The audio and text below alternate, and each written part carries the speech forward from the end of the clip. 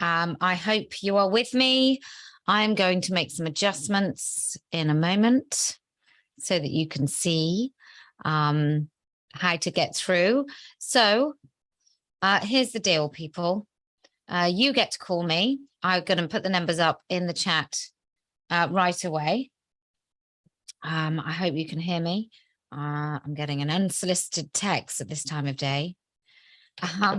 So if you want to call me and you're anywhere but the UK, or you're don't have access to a free phone, it is 0204, or rather 0204 515 2100, or you can call the free phone number if you're in the UK, 0800 058 4204. Or if you're in the US, you don't need to use an international dialing code. You can dial 0877 729 1770. And I know my lovely band United will be long in a minute to do that for me. But just in case, this is the number from anywhere in the world. If you're in the UK, you can phone me for free. It's a good, if not expensive, day to day. And so that means if you're in Australia, I'm afraid you will have to spend the money. And this is a US free phone number. Becca, maybe next time. Maybe next time. So what an interesting day. The Wiltshire Police issued a statement today. Let me see if I can find it on my... Let me see if I can find it. Wiltshire Police Twitter. They must feel so embarrassed. Mustn't they? Let's have a look what they said. They issued a statement regarding me. Although they don't name me. Where is it? We've issued the following statement, they say, due to widespread commentary online.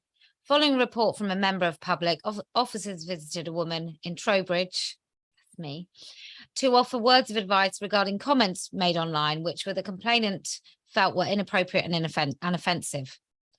Neither of those things are criminal. I just want to give them the heads up, just in case they're not aware. And then they say, no further action, police action will take place and the matter has been closed. Having reviewed our response to this incident in relation to the new guidance from the College of Policing concerning hate crime incidents, we acknowledge that the response from the force was not wholly proportionate. No poo, Sherlock. However, it is important to state that our officers acted with the best intentions. They were just following orders, working to the previous guidance, just for you people who watch LOLO, which only changed last week. We are currently working on ensuring the latest national guidance is fully shared with our organisation, within our organisation, to provide clarity to officers on how reports of this nature should be dealt with on a case-by-case basis to ensure consistent and proportionate response. I just want to be a fly on the wall. That's all I'm after. That's all I'm after. I just want to be a fly on the wall when they had that meeting and they realised just what on earth they were doing. You're going to have to ring in, people, if it's a call-in show. You are all very welcome, and the phone line is open. Gnarly Cat with your $9.99. Hi, Kelly. Thank you for all you do. My man, adult human male shirt should arrive this week. Oh, Gnarly Cat, which you will be the billboard. Which color did you go for? Just curious. I'm just curious. Let's have a look. So they didn't offer advice, did they? No, they didn't. And if they did, I didn't catch it. I didn't catch any of the advice that they may have issued. Okay. Good evening. You are through to TERF Talk Tuesday. Can you hear me? I can, yes. Oh, good. I didn't expect to actually get you. Oh, yes, you're through. Hi, how can I assist you this evening? Hi, I have actually left you a long garbled message because I didn't think I'd be able to get through. I have a question for you. I listened to your talk with Julia Hartley-Brewer about why not to use the pronouns, which I hadn't considered before. And and now I agree with you. You have actually educated me enormously. I was aware of quite a lot of what was going on through Piers Morgan and Good Morning Britain, but I haven't actually understood the pervasive nature of everything. And a few things have opened my eyes. A few years ago, I was on a cardiac ward, and I had a man in a nightie in a wig in the next bed to me, and I didn't feel able to complain, so I just kept the curtain closed between us. Today, I would definitely complain. You have opened my eyes. But also, my granddaughter was recently on a Beavers camp night, and I hadn't understood that if there was a child who had identified as a boy, she could have been in a dorm of 4 or 5 children with a boy. Yeah. Sorry, a boy that had identified as a girl. I got that wrong. Well, we can just call them a boy. It's fine. That was allowed. I have no idea, and it's absolutely appalling. So, and the other thing is that what I wanted to ask your opinion on is, I personally, if somebody has got genuine gender dysphoria, and from what I understand, it is actually a very small proportion of people that have genuine dysphoria, if they have gone through the process, which must be incredibly hard and traumatic, and no longer have a penis, I wouldn't have an objection to them being in a female space, because I wouldn't view them as a threat if they no longer had a penis. And quite honestly, lots of them are very beautiful, and I probably wouldn't know anyway. I do have an objection to anybody that self-identifies. My question to you is, would you have an objection to somebody who is a transsexual, which I believe is now a derogatory term? I absolutely would, and I'm going to tell you why. Okay, that's what I wanted to understand, why. Okay. So the route and the journey of, if we can use that X factor overused term, but the route for many men to become women is via a fetish. And gender dysphoria, as you rightly say, is incredibly rare. And even sometimes when gender dysphoria is present, the overwhelming urge and motivation is still a sexual fetish. So it still will be autogynephilia. Now, if you're comfortable with a man who's had his penis and testicles removed in a female space, that's your prerogative. However, by allowing those men in those space, we basically allow them in the space whether other women are comfortable or not. And I wouldn't be comfortable. My daughter definitely wouldn't be comfortable, and many, many women wouldn't be comfortable. That's why I'm really insistent on holding the line. So if you read a book, there's a man who calls himself a woman called Juno Roche, who writes about arousal post losing of penis. So his arousal about being in female only spaces in a state of undress. So I would still say that I don't want them in for the basis that 50% of the population, out of that 50% of the population, many women, even if it was just 20% of those women, would not be comfortable. So that's why I would say that I still don't want any man, regardless of surgery, in a women's space. And 95% of those men who call themselves women have no intention of taking hormones or losing their penis. Well, that's my issue with them, because for me, somebody that self-identifies, and I read about the Gender Recognition Act, they don't have to have taken hormones or had any surgery or have any intention to be able to be recognised as somebody of a different gender, which to me just seems utter madness.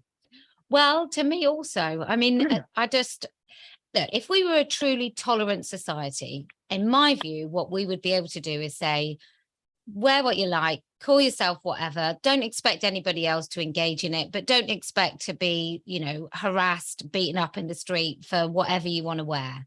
That would be a free and tolerant society.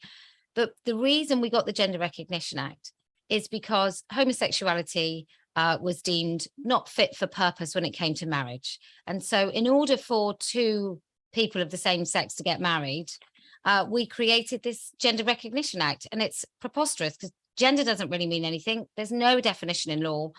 And it is the absolute foundation for all the madness we see today. And oh, sorry, I missed you. How do we change it? Well, I think we have to repeal it. We really do have to just get rid of that entire act. And what we need to do first is you get public opinion.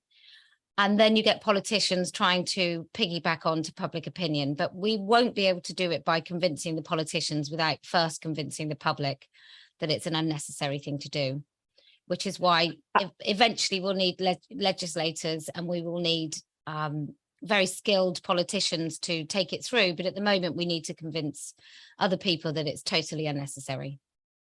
I mean, it appears to me that there is change happening, and that's come because of sport. Sport Yes. seems to have put it into the public domain a little bit more, so that people are actually looking at it and thinking, this is crazy, it's mad. Well, I think personally, the reason sport has worked is because men get it. Men understand sport. And I think that once men have woken up to the unfairness and injustice of the sport idea that male and female bodies are actually different. And let's not forget, I don't know too many heterosexual men who don't recognize what a woman is, or gay men recognize what a man is. So I think that's why it's worked, which is, I hate to say it every time I say it, but we do need men to actually understand this, because apparently we talk in tones that people can't understand. Well, the other thing is that I don't understand why these trans women don't just go into men's toilets. They're men. So, why do we have to give up our rights? Well, exactly. Well, I listened to James O'Brien before I could no longer listen to him. And a woman phoned up and she was talking about why she didn't want men in her toilets. And he was like, what are they going to do? I mean, he said it to me as well. What do you think they're going to do? And then a man phoned and said, I don't want to use the men's toilets. He's like, oh, mate, yeah, it must be terrible for you. So I think that's it. It all comes down to men, I'm afraid, that they understand the plight. A man that's willing to give up his penis, according to men, is going to be the most vulnerable person on the planet. And a woman who feels unsafe with men in her space is just a whining woman. That's what it comes down to. What do you do with genuine transsexuals? I don't like the term trans, because I think it's an umbrella term which gives cover for paedophiles. That's my personal opinion. But what do you do with somebody who is a genuine transsexual? What do you do with somebody like India Willoughby? Oh, he definitely can use the men's. Absolutely, they can use the men's. Look, we don't have to say that those people should be attacked, but they're men, so they can continue to use the men, and men can be a little bit more tolerant of men in those spaces. I've yet to hear of an incident of a man calling himself a woman being beaten up in a men's toilet for going in the men's toilets. I've yet to hear of that incident. I mean, we're always told that for women, there's been no rape in toilets. Well, clearly there absolutely has. But we're told that we can't bother about that. So no, I'm going to say to the likes, especially to India Willoughby, go ahead and use the men's. Thank you very much. Go on. I wonder what toilets drag queens go into when they're in their full regalia. Well, I hope it's the men's toilets, because I don't want them. I remember going to a club when I was about 19, and there was like a 45-year-old bloke in it who just tried to borrow everybody's lipstick. It was very uncomfortable. Thank you so much for calling. Yes, and thank you for taking the call. You're very welcome. Keep up the good work. You're a warrior. Oh, thank you. Cheers. Okay. Bye. Bye. Okay, if you are trying to get through, you can again. Let me just look at the super chat. Kick the Spike with €5 says, keep up the good work. Well, thanks so very much. I intend to. You are all a little bit behind, let me just tell you. That's how it works. Okay. Good evening. You are through to TERF Talk Tuesday. You can say who you are. You don't have to. Hi, it's Leslie Farrington. Oh, hi, Leslie. Yeah. Do you know Stella Creasy? Has she got a baby? She had a baby, And today, she's telling us that Drag Queen Story Hour is fine because some bloke somewhere in the second time ever played Widow Twanky. I know. So that's all right then, isn't it? Leslie, have you ever been to it? Did you go to a pantomime as a kid? Yeah. Can I just ask, did you like the sort of the pantomime dame? Yeah. Did you? I pointed out to some people, there's a load of trans rights activists thinking this is a big gotcha now, you know, that we go twanky and drag. It's just nonsensical, really. And I pointed out that Ian McKellen played with a Quanky. So is Ian McKellen now a drag queen? I think he must and I'd be. say, yeah, and if he is, then like people like Bonnie Langford must be even a bigger drag artist because she's played Principal Boy more times than Soft Mick. I know. It's so weird, like, isn't it? These are actors. These are actors playing a part.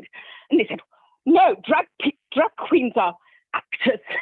Well, if they're actors, I watch, I enjoy quite a lot of very basic TV. And one of them is like The Sewing Bee. And then I had to stop watching it because everybody else came to The Sewing Bee. Like you have 6 minor celebrity contestants and this sort of celebrity one. And the drag queen came in drag queen stuff. And I was thinking, well, you know, if Sharon Davies was going on The Sewing Bee, she wouldn't turn up in a swimming costume. So I don't know why drag queen is suddenly somehow an identity as opposed to a bit of entertainment and a bit of a sort of a weekend job.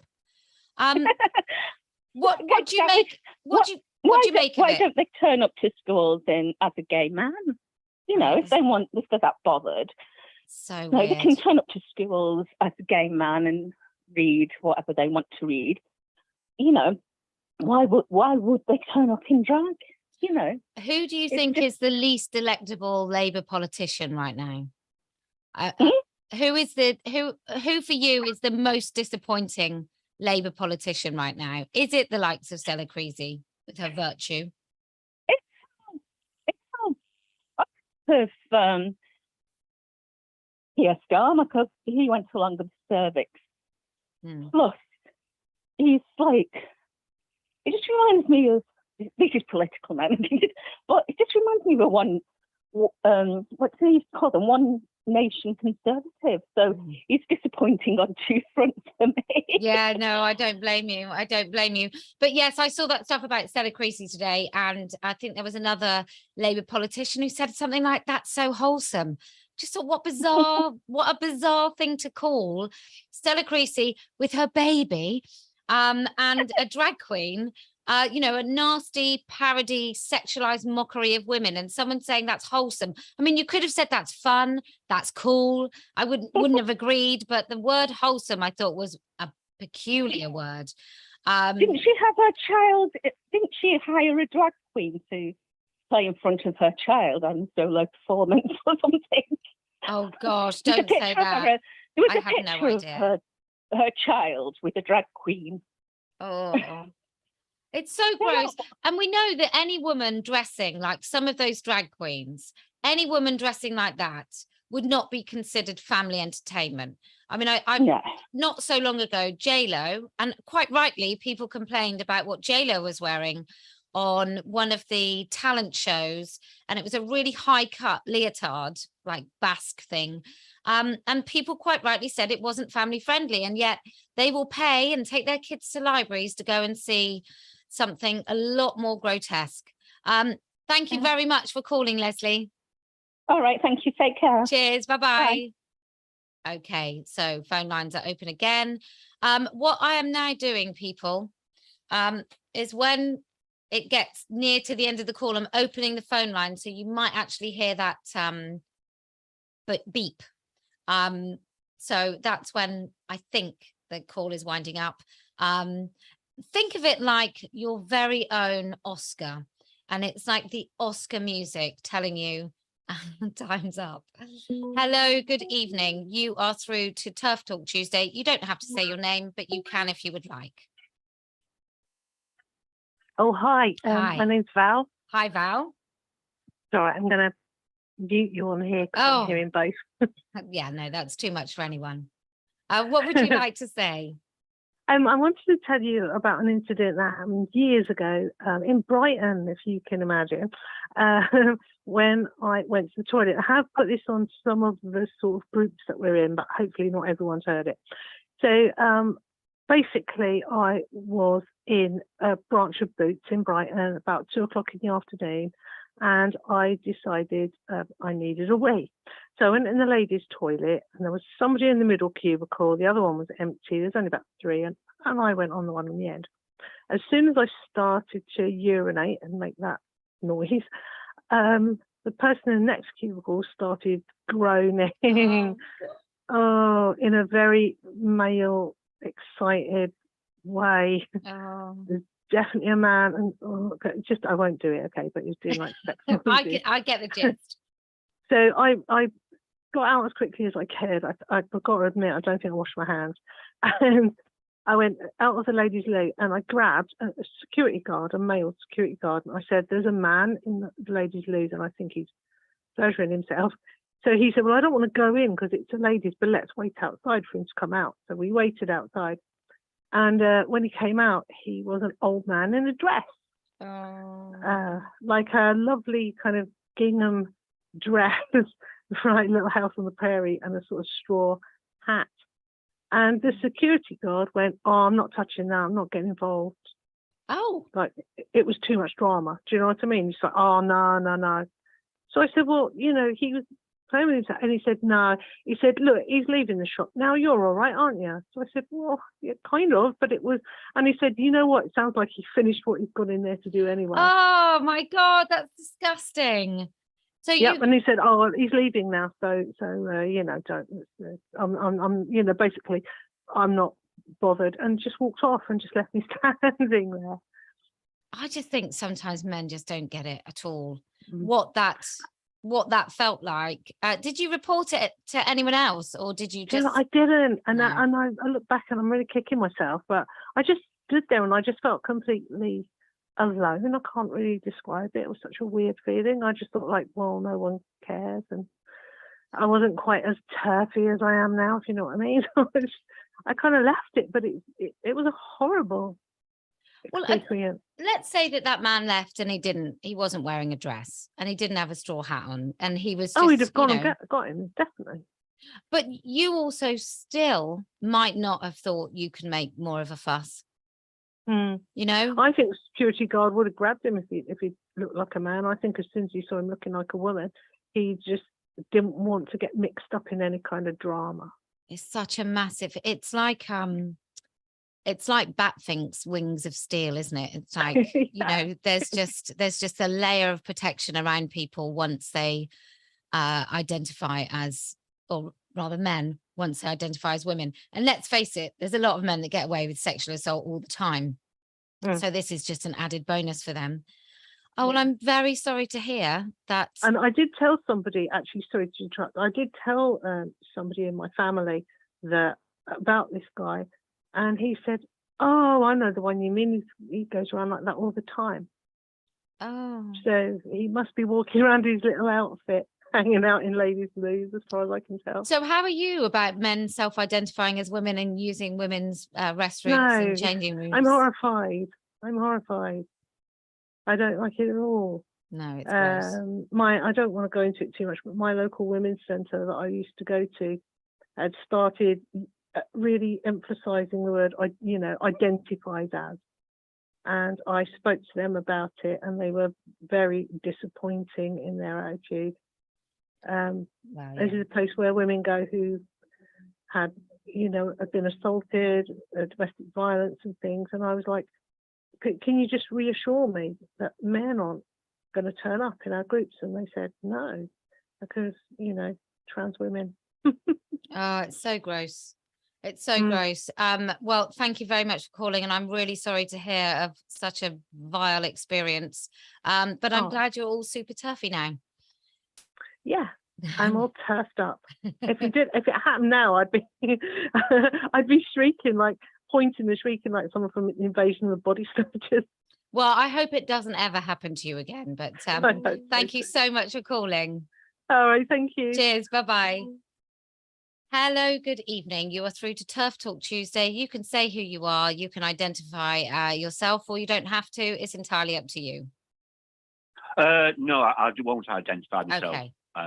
Okay. I'm a 50-odd-year-old gay man, and I'm absolutely disgusted what's been going on. I've done all kind of campaigning for Section 28, the age of consent and all this, and I just can't believe that it's come to this.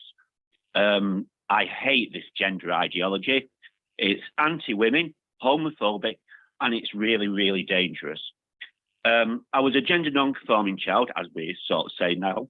I played with girls, Wendy House, and I hated sports. And I'm sure if I was at school today, I would question whether I'm actually a boy. And I'm sure, you know, my dad was homophobic in the past, that he'd be taking me down the gender clinic to be, you know, castrated. So it is literally trans in the gay way. And I think a lot of gay men, particularly with the tweet that Stonewall did this week, I think it could be a turning point. Do you think that will be the thing that finally takes people over that little peaky hill? Yeah. I think a lot of gay men are talking about it in private. There's a lot on Twitter now, and I think it's gaining a lot of traction. A lot of these LGBTQ organizations now, they're extreme. They're just trans organizations. They've just completely lost the plot. And also the term queer is just homophobic. Yeah. I've been gay bashed and all that kind of thing. And it's just repulsive, really, you know, using the term queer as they do in queerness and all that kind of thing. It's just awful the way it's gone. I never thought that it would turn out like this. I came to your Manchester event. Oh, did and you? that was great. Yeah, loved it. Loved every 2 hours of it. Did you meet Mr. Menno? Because I know he's sort of formed with a few other gay men. He's formed. I forget what it's called, but they are forming a community of gay men who are absolutely pig sick of this. Yeah, I've watched some of his videos as well, and I heard I wanted to speak, but I think he spoke for me, really, Right. What he said at the end. I think there's there's going to be a lot of detransitioners of gay men that have, you know, a little bit effeminate and have been taken down this path. And I think in about 5, 6, 10 years' time that there's going to be a lot of regret, and there's going to be a lot of fighting within these LGBTQ organizations. Yeah. Really should. They should go now. Well, who knew that straight men would go and take over the whole of the LGB, which essentially is what's happened. It's just a load of straight men. It is now. It's an absolute awful thing that has happened. Are you hopeful then, now that they reveal themselves more and more to be homophobic? Are you hopeful that the wider community will wake up? Because clearly you're a little bit older and wiser, and I've met quite a lot of older gay men who have pig sick of this, but it's the youth that they're really snapping up. I interviewed a boy, I think he was 21 when he had his testicles removed, and he'd only identified as anything other than a boy or a man rather, for a matter of months, and deeply regretted it within a couple of months. You know, that sort of barbarism is just, it's just too hard to take, I think. Yeah, what they've done really is co-op into the gay movement, where kids have to be affirmed, similar to sort of the gay, you can't say it's wrong and all that sort of thing, but they've really sort of warped it into a very, very strange thing now. Yeah. And they've got all the answers.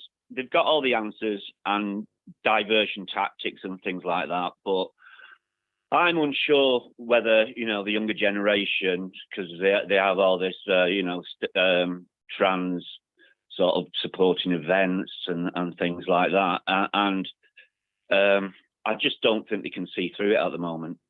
No, well, let's hope they wake up soon. Thank you so much for your call. And I wish you all the best recruiting some more gay men. You're welcome, and carry on, carry on. You're Thank an you. absolute star. Thank you so much for calling. Nice to talk to you. Okay, then. Cheers. Bye now. Bye. Oh, can you imagine? I mean, there must be so many gay men and lesbians who are seeing the same and having the same fears. Good evening. You are through to TERF Talk Tuesday. You don't have to say who you are, but we'd love you to. Hello, Kelly. It's Scott here. Hi.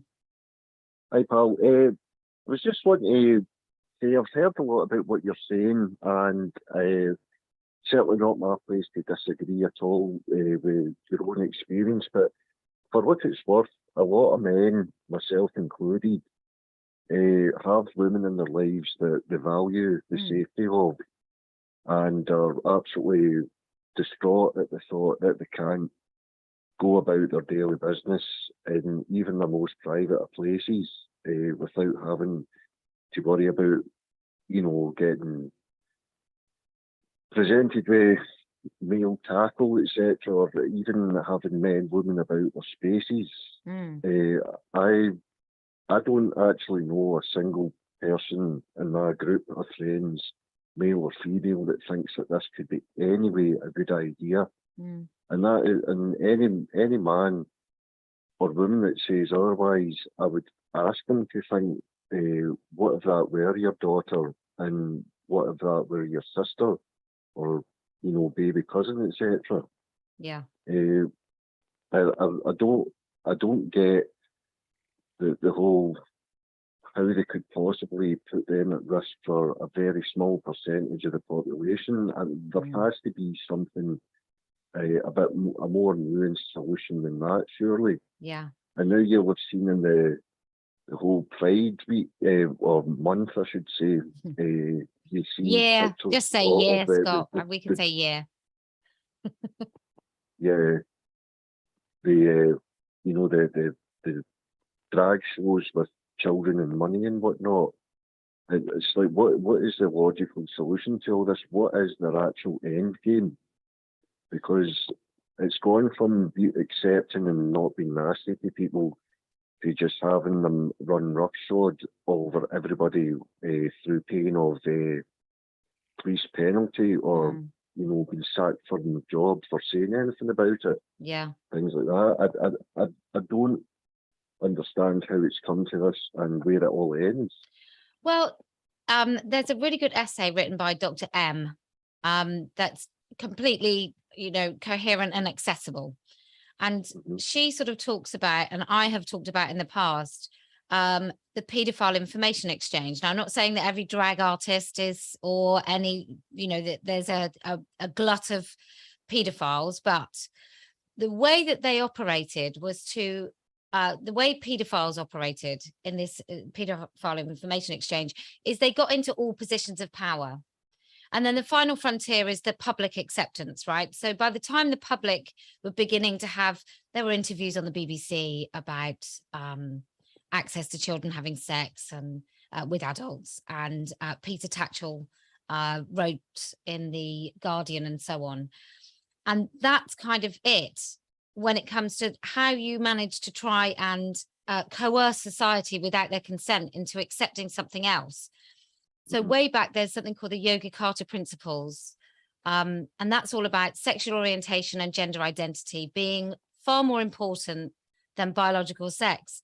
And you have to wear a very hefty tinfoil hat not to think that there is a deliberate manipulation of populations, as well as laziness, as well as incompetence, as well as underfunding. You know, the reason the police force came out is because they allowed an outside agency to tell them what they should and shouldn't do, rather than actually do their own research and listen to their own officers. So I think it's all these roads lead very much to Rome and the situation we're in now. But as to the end game, it's just not pretty, is it? I don't know what it is, but it's not, it doesn't feel right. It doesn't feel honest and truthful at all. No, I don't know what it could possibly be, but they show no signs of letting up, and no. You know, it would be unthinkable just a few years ago that you would actually be hauled in front of HR for, you know, calling somebody he when they think they're a she. You know, it's just going so downhill. Well, do you think that's such a short jobs space of worth? time. I think some of this is like being a job's worth. So if you're employed in a company, if a company realizes that they could be sued or something might go wrong if they don't have particular policies like diversity and inclusion, right? So then you get these diversity and inclusion indexes.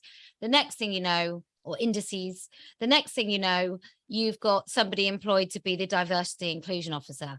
Now that diversity inclusion officer on say 25, 40 grand a year, they have to justify their job. And so then you're in this little cycle of nonsense of people just inventing more and more things to do. And we know that diversity and inclusion really what it doesn't mean diversity of opinion. It doesn't mean including people who come from a range of different backgrounds.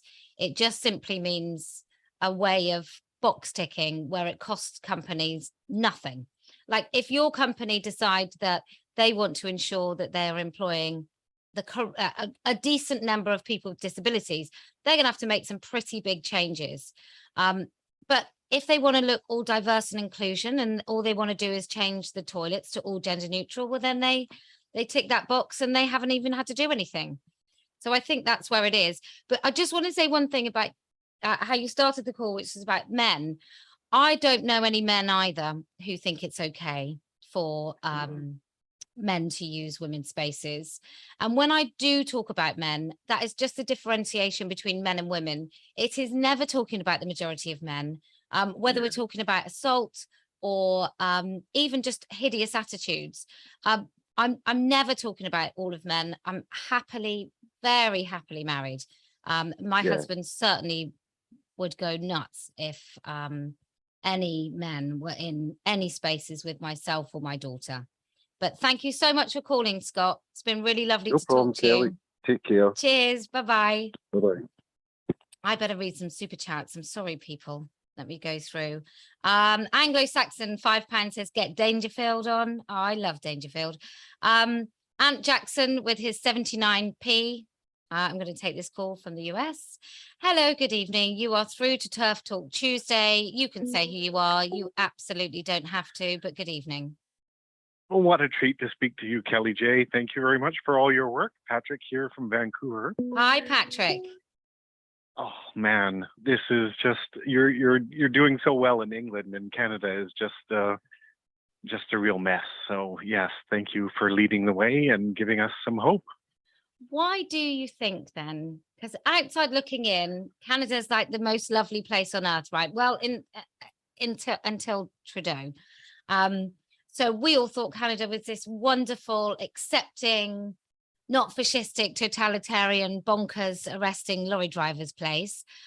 What happened? Well, the stereotype is we're just, just nice people, and we just sort of let things happen and don't want to cause ripples and just make things okay. And I think if there's a bad actor involved, then they can really take advantage of that. And then we're also inept at when that happens, we don't know what to do, and we just sort of let it keep happening. That's just my little impression, but I don't know. Is he powerful? Is Trudeau actually powerful, or is he a puppet of some kind? The way the PM's office is, they've concentrated a lot of power, and he has rallies and people say protest, and then Trudeau says, oh, they were just shouting racist things, yet there was no record of anything racist being said. Well, to he's him. Mr. Blackface, isn't he? He loves dressing up. Yes. For instance, yes. So it's a wonderful deflection on his part. Oh dear. But yes, I thought, okay, well, my first introduction to this was Jordan Peterson saying no to compelled speech, and I thought, oh, well, this will be a turning point, and people will understand that, well, a line should be drawn here. Yeah. But that did not happen, and I keep thinking, oh, well, this has got to be the thing that people say, "Oh, well, this far and no further," and or we've gone too far and we have to sort of respond to this. But it has not happened. But thankfully, people do look to the UK and what happens for a lot of historic reasons. And but the way the media works is like we don't hear a peep unless we really search this stuff out. It's so frightening. What do you think is so I've heard about children being taken. I've heard about parents being arrested, the children taken into care by the state for not affirming gender. Obviously, you've got compelled speech. I know that Meghan Murphy, for example, she doesn't feel she can go back to Canada because it's such a sort of a scary regime these days. For you, what has been the bit that made you most afraid? And what do you actually think it will take for Canadians? Is it going to be the sport issue like in the US?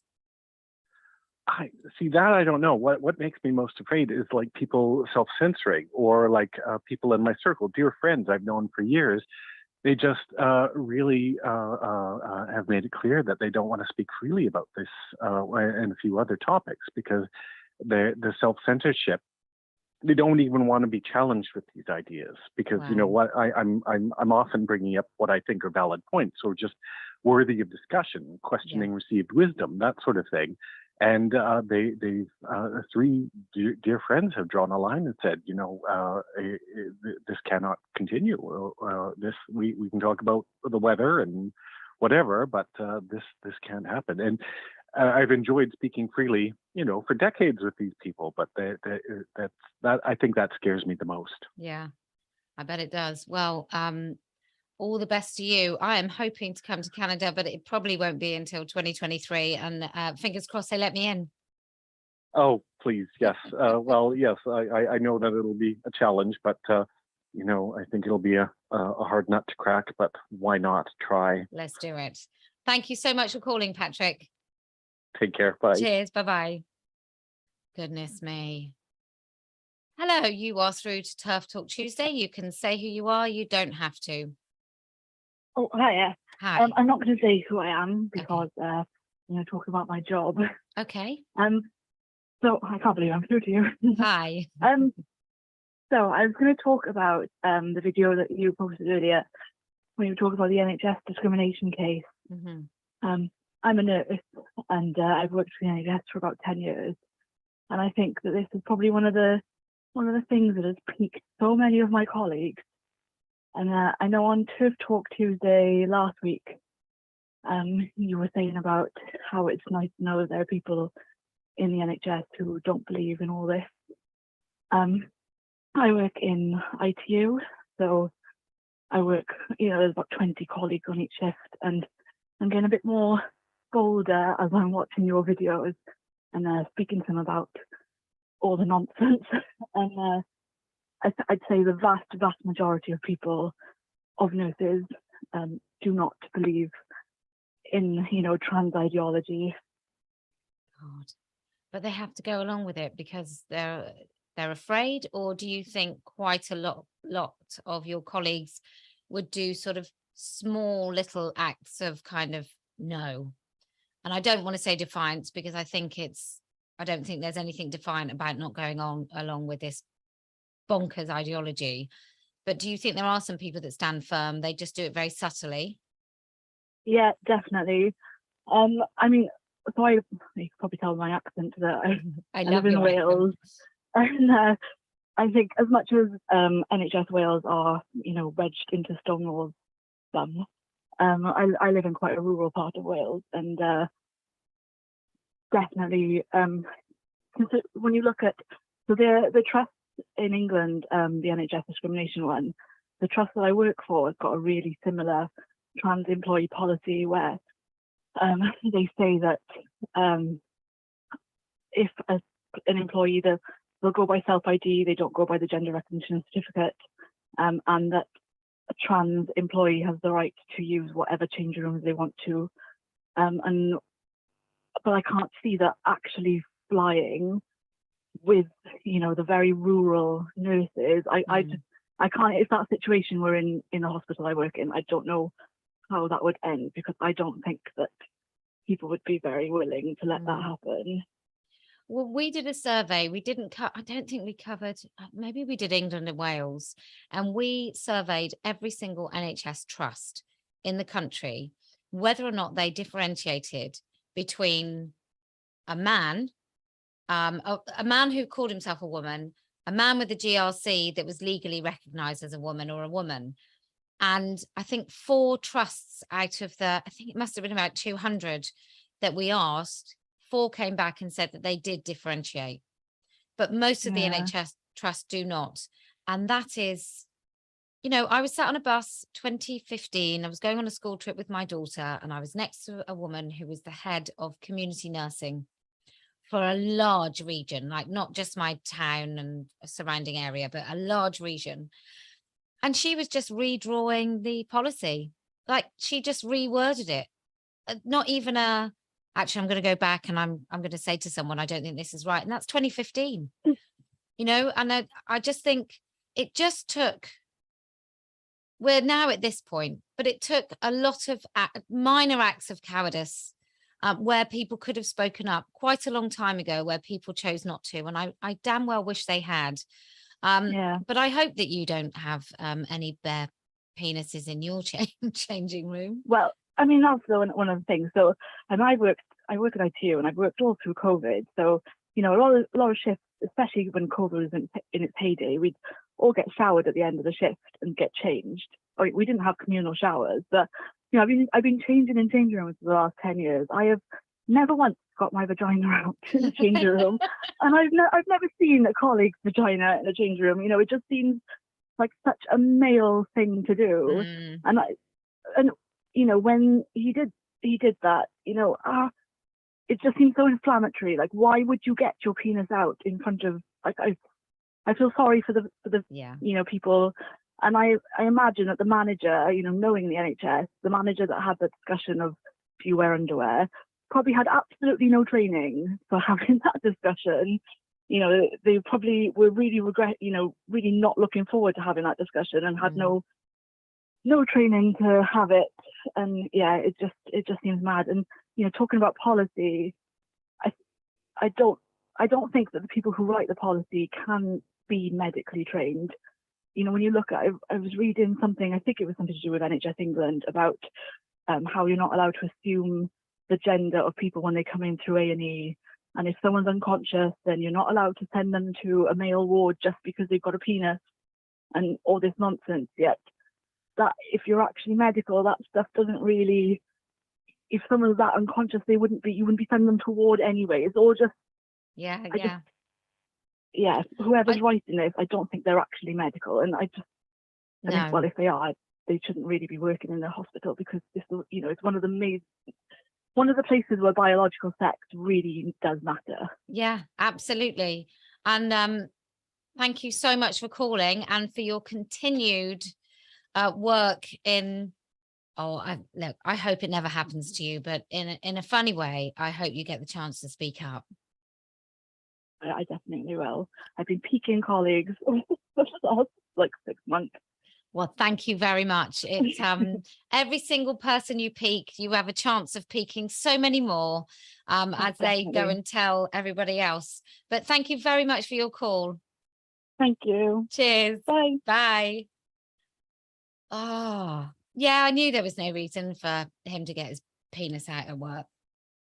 Such a weird thing to do. Raymond Piper says, I donated a duck to Posie saying, get Dangerfield. All I think when I hear Dangerfield now is Penfold.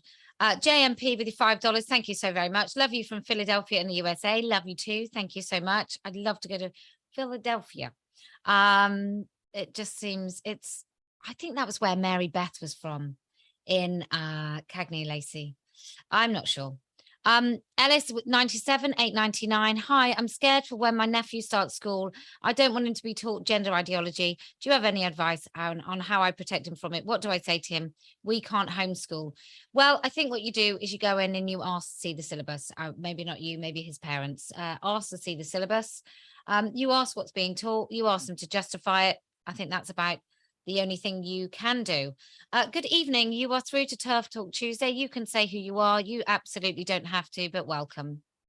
Hi, good evening, Kellie-Jay. It's JG. I called a couple of weeks back. Hello. I wanted to ask you a question, but I also had a thought. But the question was about you were talking about basically funding crowdfunders and whether that was worth it. And I just wanted to ask your opinion why you feel that, or it seemed to come across that you felt that actually it's probably not a good spending of our little funds, if you like, especially with Alison Bailey's case of £500,000 and the census spend. It's really difficult, isn't it? Because if Alison Bailey had spent £500,000 on an amazing PR campaign that told people what Stonewall were like and got people talking about this issue, then the amount of news she's created and the amount of conversations and big names like J.K. Rowling talking about it, I mean, that's a good spend of £500,000 because she might have been able to pique a number of people. However, it's still £500,000, and I think she got 22,000 in damages. I think it was another victory for, I mean, what is it? How can I put it in I think her win is really positive. I think her whole case is really positive. I think the fact that she is a demographic of a super intelligent woman, but she's also a Black woman. She's also a lesbian. And I think that is also something really valuable in this sort of identity war, that she represents a certain sort of a certain demographic that means she can't just be characterized as some sort of white privileged woman. So that's all good. It's just really irksome that women have to put their hands in their pocket to the tune of £500,000 for it to be recognized in law that biological sex actually exists. I think it's despicable that the policies that go against us have been ushered through with the public paying for it. Like we've paid Stonewall to come in and put this nonsense everywhere. And then we have to pay again for it to get taken out. And it's just, I just don't think it's fair. And my other thing, sorry, I am going on a bit.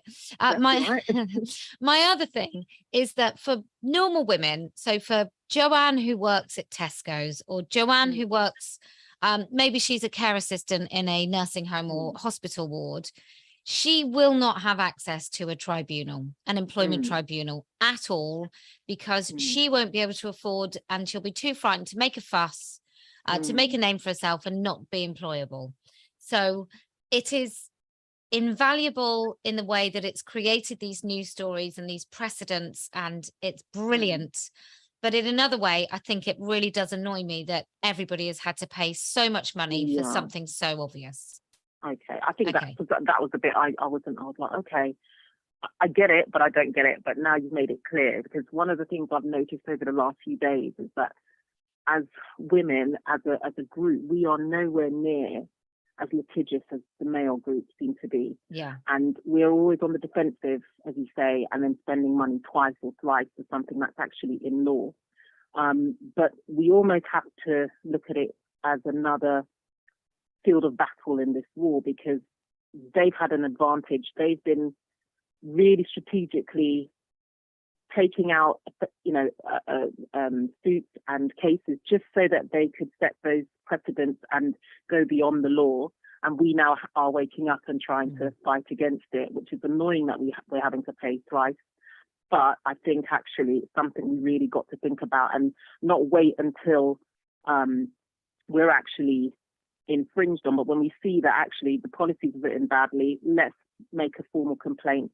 And just thinking about it from working in a school, for example, I know that if there was a 2 or 3 formal complaints in a particular area within a year or an academic year or within a term, people will be thinking about, well, hold on, maybe we need to look at our policy because we've had too many complaints. Just dealing with it on a formal basis is time consuming enough Yeah. But I think women just go, I can't be bothered. I haven't got the time, I haven't got the patience, I haven't got the money, all of those things, and we just give up. Whereas those men are just like, no, we'll do it, because they have the time, they have the funds, they have somebody behind them or some lobby group. And I think we just have to be much more forward thinking and offensive in our lawfare, basically. Yeah, I totally agree with you. I think it's time that we attack is a perhaps too emotive a word, but it is time that we go on the front foot and not be reactive. We need to be setting our own agenda. I totally agree. Totally 100%. agree. Well, glad to hear that you're doing a TERF talk on a different day.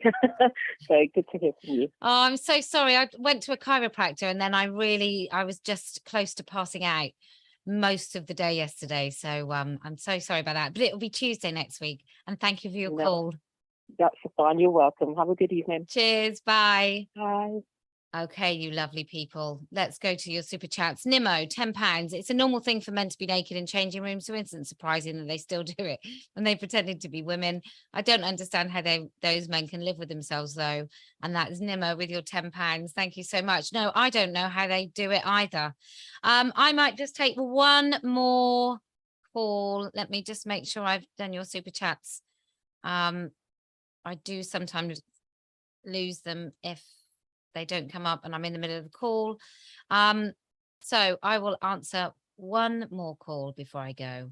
And there are quite a few of you that have called repeatedly. So if you're ready, you can do that. Yeah, it's tricky, isn't it? Here's my last call. Hello, good evening. You are through to TERF Talk Tuesday. You are my last call of the evening. How can I help you? I will answer. Oh, hi. Hi. Am I actually through? You are actually through. YouTube's always delayed. So, yeah, sorry about that. No, it's fine. You're on pause. You're going on about something else now. No, it was last week, in fact, and I was going to get through to you sort of hopefully, but I chickened out. And it was about the school kind of thing, and I'll put a heading here: it's suicide, because if I drift off, it's gonna. Oh my God, my heart's going like the clappers. I think you're wonderful, by the way. Anyway, so I just was not sleeping that well, and I belong to an Aussie group. I was there. I've been back 4 years. I lived there for 12 years, and I belong to a group, you know, expats and everything, but you're never really an expat because you've got to live there like 6 generations before, you know, you're an Aussie, which is really weird. But so I knew there were a lot of teachers on there, and I just put my thing up. I thought, well, what do you think? I mean, all of this going on, and they just one little lady come up and said, oh, well, if you want to talk about that, would you DM me? And I was like, oh God. And I just said, oh, freedom of speech, you've got to love freedom of speech. Anyway, I just sort of all the comments are coming in at 3:30 in the morning. I couldn't sleep, and I'm thinking, oh, half of them are in Australia. No, they're all, you know. So I was getting it from all sort of angles, and I thought, oh my God, I've gone and done it now. I'm an activist or something. And all the teachers were coming back at me with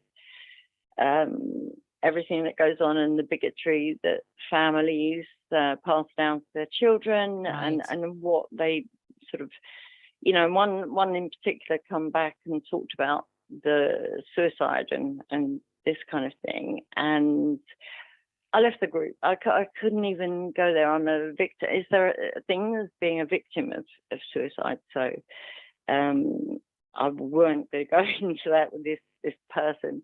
And that's what I feel, you know, that they use it as an actual weapon. Yeah. When, I mean, it was my father, actually. He couldn't control my mother, and he threatened her so many times and done it, attempted a lot of times, and finally he went through with it. And that's why, you know, and then it does happen. It does. And then, I went off and married someone that, the same thing. And every time, you know, I go out with my mates and, no, I saved his life. I saved his life.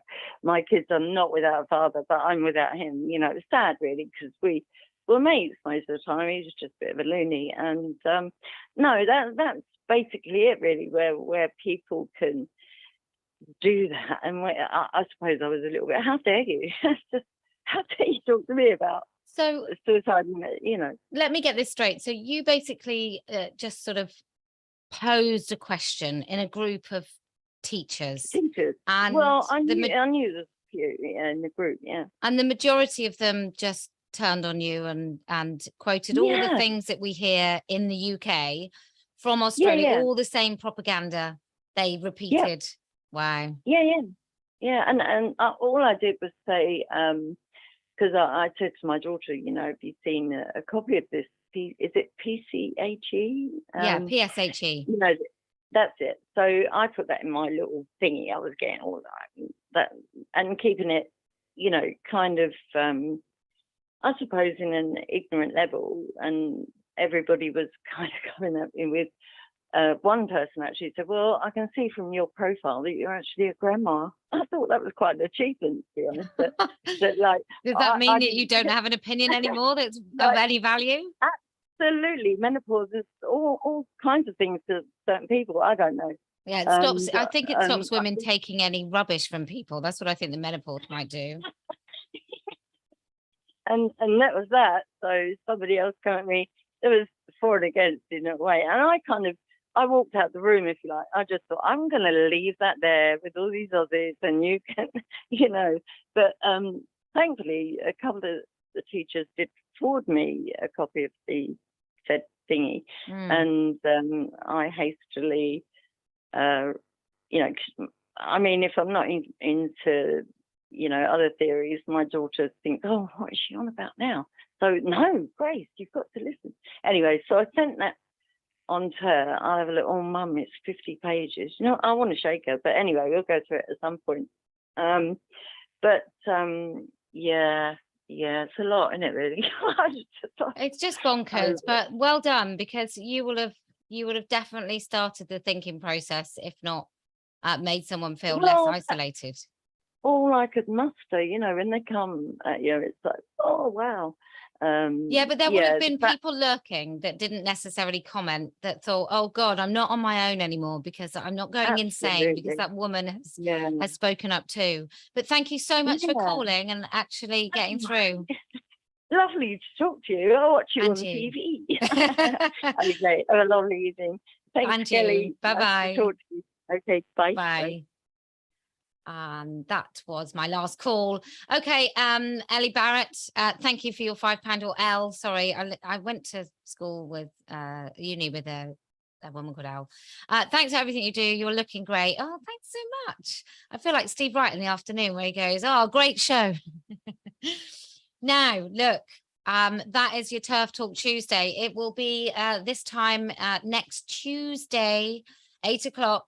I'll remember the numbers. It was an absolute delight. I do love the range of calls we get.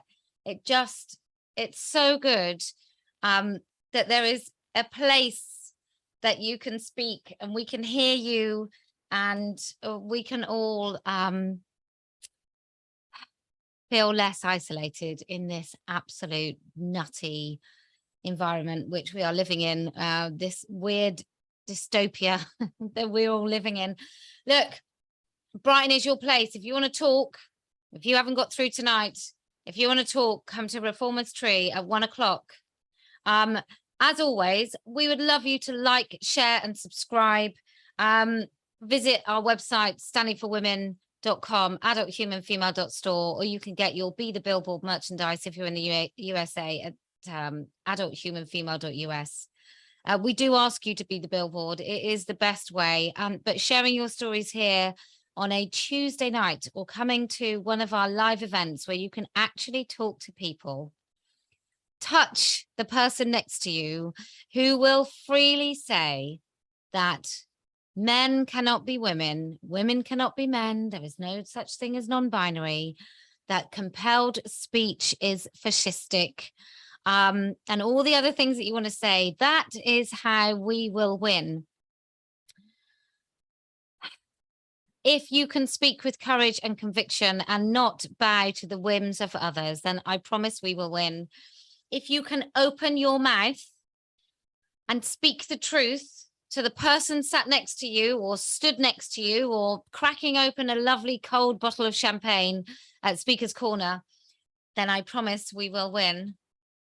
If you can make sure that even when you're in the wackiest of most ridiculous diversity and inclusion training at your work, that in your head you can reinterpret the nonsense that they're saying and make it actually coherent common sense, I promise we will win. And do you know why else we're going to win? Because I never lose.